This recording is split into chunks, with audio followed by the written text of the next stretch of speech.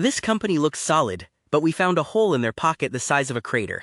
Welcome to HDIN Research. Today we're performing an autopsy on a survivor.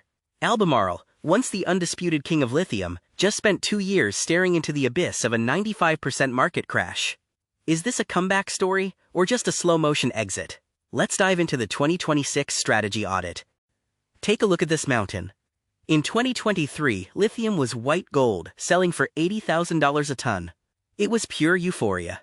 Fast forward to today, and that mountain has turned into a cliff. We're talking about a price collapse so violent it wiped out almost every get-rich-quick miner in the business. But for Albemarle, this wasn't just a disaster, it was a clearance sale for their competitors' futures. Here's the paradox.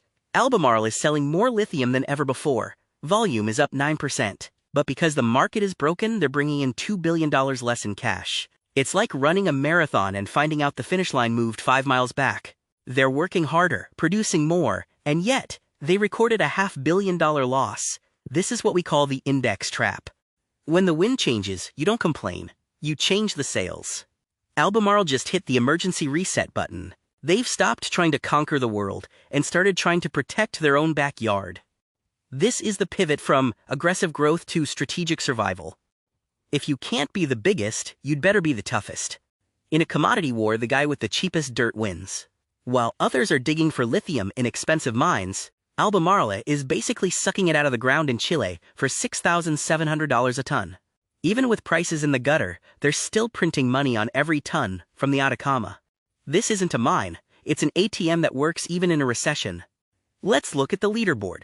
Most of Albemarle's rivals are one-hit wonders. They have one mine in one country.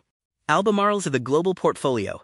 They sit in the first quartile of the cost curve. That means they are the last ones standing when the lights go out. If you're a Tier 2 miner right now, you aren't looking at Albemarle as a competitor. You're looking at them as your future landlord. You're looking at Kemerton, a state-of-the-art factory that Albemarle just turned off. It's called care and maintenance. It sounds fancy, but it basically means we're not selling our premium product for pennies. By cutting their spending by 65%, they're refusing to feed a market that doesn't respect their value. It's a tactical retreat, not a surrender. How do you bridge a massive price gap? You perform financial surgery. The red bars here show the bloodbath in market pricing. But look at the green bars. That's efficiency. They managed to keep their margin at 21%. In this market, a 21% margin is the financial equivalent of surviving a plane crash without a scratch. Albemarle used to be a collection of mini-companies. Now it's one lean machine. They cut $400 million in yearly costs and trimmed 7% of their staff. It's brutal, yes, but in 2026, agility is the only thing that keeps you from being crushed by the index. They aren't just cutting costs, they're cutting the speed bumps out of their decision-making. Lithium is the rock star, but bromine is the steady, boring brother who actually pays the mortgage. While lithium prices were jumping off a cliff, the bromine business stayed solid. It's used in electronics and fire safety, things people buy regardless of the EV cycle. It's the stabilizer that keeps Albemarle's ship from tipping over in the lithium storm. Is Albemarle going broke? Check the pantry. They have $1.6 billion in cold, hard cash. To put that in perspective, that's enough to buy every person in New York City a brand new Tesla and still have change for lunch. Their net debt is just 1.37 times their earnings. They aren't just surviving, they're waiting to buy their competitors' remains. Sometimes you have to sell the extra car to pay for the house. Albemarle is selling HDIN, their catalyst business, for $660 million. Why? Because they want 100% of their brainpower on lithium and bromine. This sale isn't a sign of weakness, it's a sign of absolute focus. They are trimming the hedges to grow the tree. Albemarle is the 800-pound gorilla. They control nearly 15% of the world's lithium. That sounds small until you realize they are the primary reason Western EV supply chains even exist. If Albemarle stops pumping, the world stops moving.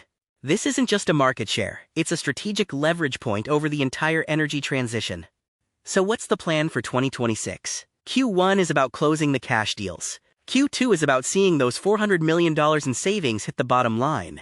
By Q4, they expect to be the leanest resource company on the planet. They aren't hoping for a price bounce. They're preparing to dominate even if the bounce never comes.